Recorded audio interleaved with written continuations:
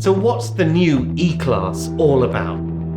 No, this is not turning into a YouTube channel for petrol heads, so these guys don't need to worry. What I'm talking about is the biggest shake-up to the planning system affecting commercial property in my lifetime. So stay tuned to find out what the new E-Class is all about and what it means for savvy, clued up property investors. And stay with me till the end and I'll tell you about some free training I'm running this Sunday that you can get involved in.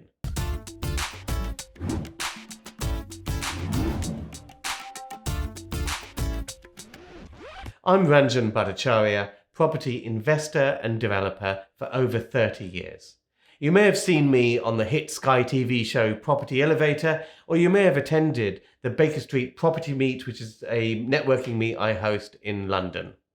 I've been investing in property since 1990 and commercial property since 2001. If you're new to this channel, make sure you subscribe and hit the bell icon. We put out new content each and every week. It's all dedicated to keeping you on top of your property game. And if you like this video, which you will, because you're going to learn stuff on this video, smash that like button because it means YouTube shares this video with more people who are interested in property. So let's talk about commercial property usage classes. For the last 50 years, all commercial properties have been designated for a particular use.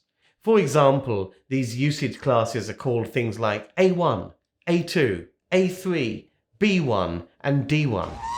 So for example, if you ran a newsagent or a convenience store or a grocer's shop, that would be classified as commercial usage class A1. A2 usage classes have been things like banks and insurance brokers, travel agencies and the like. Basically anything that had an office, if you like, an office-y type of use, which had customers walking in off the street. A3 usage covers things like restaurants, the places where you're going to right now for your Rishi Sunak subsidized meals. B1 is offices, and places like D1 covers things like dentist practices and GP surgeries, kids' nurseries. Traditionally, if you wanted to change the business operating in a premises, you could only do so within the same usage class without the need for planning permission. So for example, if I had an A1 shop, I could change from a newsagent to a greengrocer's with no planning permission required. But if I wanted to turn that into a cafe, then that would be problematic. I would need to apply for full planning permission. Now stay with me for a bit because I'm going to get on to why this is such a fantastic opportunity, what the government has done and what it means for you guys as property investors. So, all these rules, these archaic rules, has basically meant that the councils can stick their beaks in where it's not wanted if you wanted to change a business use of a particular premises.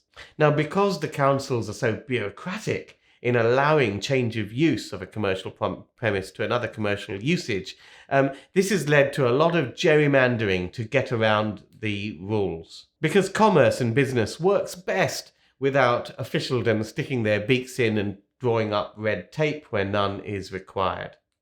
So it's very interesting to look at how these rules have really governed the way businesses are done in the high street up till now. For example, have you ever wondered why you don't get cooked food at a Costa or a Starbucks? Well, that is because Costa and Starbucks and most coffee shops operate in A1 usage class stores. That means they are not allowed to cook food on the premises. That's why the most you can get in Starbucks or Greggs is a toasted sandwich. They can warm stuff up, but they can't cook food on the premises. Greggs, for example, have changed their whole business model to fit in with the usage classes rules. In Greggs, they take a shop from you as a landlord if it's A1, meaning it's a normal retail store. They don't bake anything on site because they're not allowed to. They only reheat and warm the products, the pasties, the sausage rolls, and the like. They're cooked somewhere central and brought to the store and just warmed up. That's how Greggs can operate in an A1 store.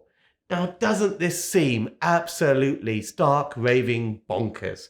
If you've got a commercial property, why can't you rent it out to a business that wants to operate there? If you've got a newsagent and someone wants to run a cafe, let them.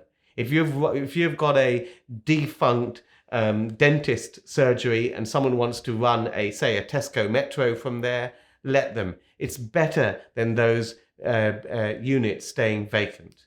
Now, back in the day, in the early 2000s, we've had to get involved in some of this gerrymandering as well.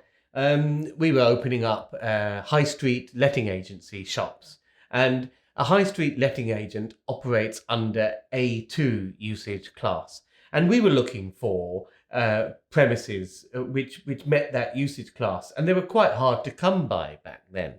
But what we could find was A1 shops, so newsagents, convenience stores, that kind of thing, which operated under A1 category. Now, technically, to take a A1 shop and open up a lettings agency, you need planning permission. You needed planning permission back then for that sort of stuff. So what was the solution? The solution was to come up with an A1 usage for the premises, which met all the planning requirements, while carrying out our lettings business as a secondary usage. Now, back then, I wrote this home study course, the Build Your Property Empire home study course. And between 2005 and 2009, it sold over 45,000 copies. And it's basically my A to Z of building your residential property portfolio. Okay, so we principally sold this at exhibitions like the Property Investor Show and also through our internet site. So here's the thing. We took A1 shops for our lettings agencies. We put a little shelf somewhere in the shop where we had our books on display, and we were technically a retailer. We were technically a book retailer. But we had a secondary purpose, which was doing a letting agency business. We had people come round from the planning authority, and they would ask us, hey, how come you're doing a letting agency in this shop? And we'd show them our records, and they could see that we were selling books. The point of that story is to emphasize this point that this system was archaic and needed desperate reform. And businesses, large and small, have been kind of restructuring the way they do business just to get round these silly usage class rules. Now what the government have done, and they've done this very sensibly, I believe, is that they've put a whole bunch of usage classes into this new usage class E. So what was previously A1 shops, A2 kind of office type uses like building societies and travel shops and the like, A3 restaurants, B1 more commercial offices, and D1 things like dentist surgeries and the like. All these uses have been clumped into this new usage class E. Now, how does this affect commercial property investors and owners? Well, this is how it affects you if you own a commercial property. Because if it's empty and you're limited to who you can let it to because they don't have the right usage class, then you're stuffed. You may have an A1 convenience store, and you may have a tenant who wants to open up a cafe, but they will be deterred from letting your premises. Why? Because they have to go through lengthy planning permission to apply for changing use. As from 1st of September, there's no need for that. Now, what this means is that empty retail units can be easily repurposed to other retail uses without the need for lengthy planning permission. I've talked in previous videos about how you can repurpose retail units for residential usage, but it's very powerful to be able to repurpose them for alternative retail usage as well. So what the government are giving business owners and landlords the complete freedom with is more or less let the market determine what the usage should be of a vacant retail space. This will be good for commerce, this will be good for unlet properties, and this will be good for you as property investors. You see, with commercial property like shops, how do you add value to commercial property? Well, you add value to commercial property by putting in a tenant. That's it. The difference between an occupied commercial property and a vacant commercial property is massive. Now, this is going to create opportunity going forward, because as long as you have a good location with good footfall, then you have a lot more freedom in finding commercial occupiers for your commercial site. Savvy commercial investors will be able to seize first mover advantage by identifying vacant commercial sites and finding tenants to fill them. Of course, there are plenty of commercial property lemons out there which you won't be able to do anything with. You want to be able to focus on the easily repurposable commercial properties and steer clear of the rest. And of course, you'll need to know how to attract the best commercial tenants to your site. I know it's recession, but there's still tenants in sectors looking for the right sites. The new E-Class is the biggest bonfire of red tape I've seen in commercial property world, and I'm really excited at the opportunity that this brings. If this is of interest to you and you want to know more about this goldmine opportunity of repurposing commercial property to alternative uses, then this Sunday I'm running a free 90-minute web class on the subject. I'll share with you through real examples how you can find commercial properties which are right for repurposing and create value uplift no matter what the property market is doing.